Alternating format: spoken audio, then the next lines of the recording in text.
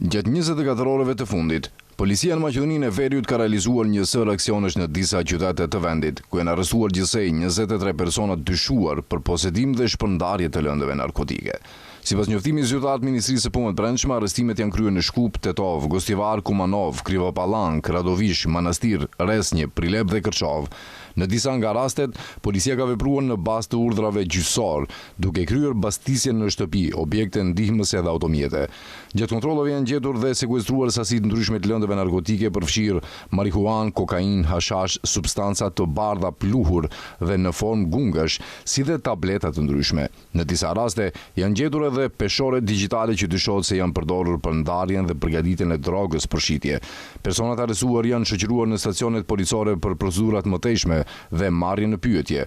Autoritetet policore bëjnë të ditur se pas përfundimit të dokumentimit të plot të rasteve, ndaj tyre do të ngrihen kallëzime përkatëse penale dhe do të vazhdojnë procedurat ligjore sipas ligjit në fuqi. Ministria e Punëve të Brendshme thekson se kontrollet e tilla do të vazhdojnë edhe në periudhën në vijim, me qëllim parandalimin dhe luftimin e shpërndarjes së lëndëve narkotike në vend.